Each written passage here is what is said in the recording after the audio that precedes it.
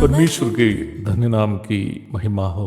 प्रभात मनन के सत्र 2909 में आप सभी का बड़े प्रेम के साथ स्वागत करता हूँ। आइए आज के मनन के लिए हम पढ़ते हैं प्रकाशित वाक्य अध्याय 11 पद 13। फिर उसी घड़ी एक बड़ा भूकंप हुआ और नगर का 10वां भाग गिर पड़ा और उस भूकंप से 7,000 मनुष्य मर गए और शेष डर गए और स्वर्ग के परमेश्वर की महिमा की। भूकंप का इतिहास बाइबल की परिप्रेक्ष्य में समझना एक रोचक बात होगी।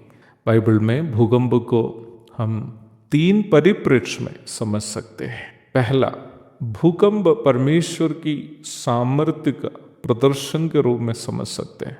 Earthquakes exhibit the divine power. दूसरा, भूकंप परमेश्वर का न्याय को सूचित करता है। Earthquakes show God's judgment. तीसरा, भूकंप किसी विशेष मामले में परमेश्वर के हस्तक्षेप को सूचित करता है। Earthquakes show God's intervention in any particular matter. भूकंप की पहली सूचना बाइबल में हमें उत्पत्ति 10:25 में देखने को मिलती है। वहाँ हम इस प्रकार पढ़ते हैं, और एबर के 2 पुत्र उत्पन्न हुए, एक का नाम पेलेग इस कारण रखा गया कि उसके दिनों में पृथ्वी बट गई। अंग्रेजी में हम इस पद को इस प्रकार पढ़ते हैं, the name of the one was Peleg, for in his days the earth was divided.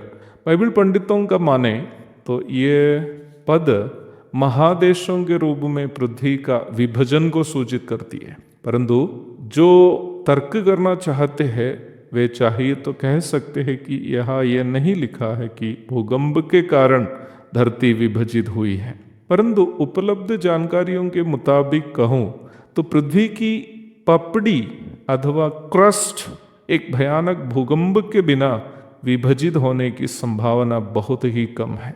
यदि ऐसी बात है तो पूरी पृथ्वी पर प्रभाव किए हुए एक भूकंप के द्वारा ही पृथ्वी की पपड़ी फटकर महादेश अथवा कॉन्टिनेंट्स बने होंगे।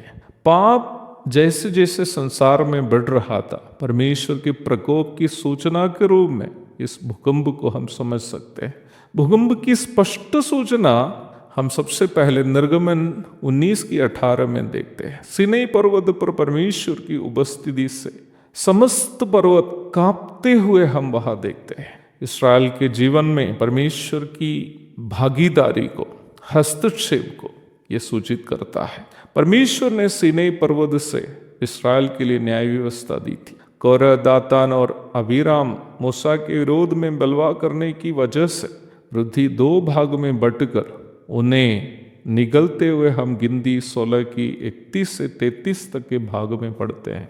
परमेश्वर का न्याय को यह सूचित करता है। पहला राजा अध्याय 19 की 11 और 12 में भी हम भूकंप का जिक्र देखते हैं, परंतु ईस्वी पूर्व 8वीं सदी में यहूदा के राजा उजिया के शासनकाल में एक भयानक भूकंप हुआ था करके हमें आमोस 1:1 और जकरिया 14:5 आदि पदों से जानकारी मिलती है।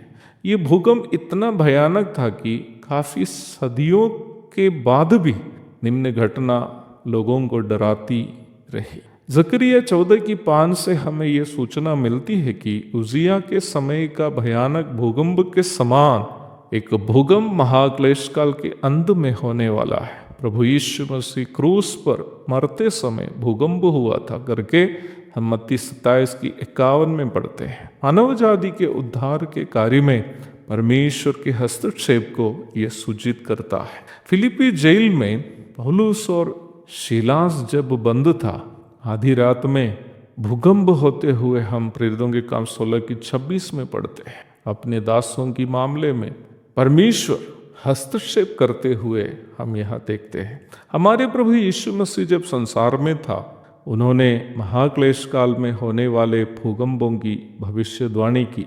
मत्ती 24:7, मरकुस 13:8। मसीह का तिरस्कार करके मसीह विरोधी का समर्थन किए हुए यहूदी के ऊपर और पापी संसार के ऊपर परमेश्वर के न्याय को इन सभी भूकंप सूचित करते हैं, जिसका जिक्र हम प्रकाशित वाक्य में देखते हैं। हाँ प्यारो, प्रकाशित वाक्य में हम जिन भूकंपों को देखते हैं, संसार पर परमेश्वर के बड़े न्याय का प्रदर्शन के रूप में हम समझ सकते हैं। एक और शुभ दिन की धन्य कामनाओं के साथ आज को मनन में समाप्त करता हूँ। प्रभु आप सबको आशीष दे। आमीन।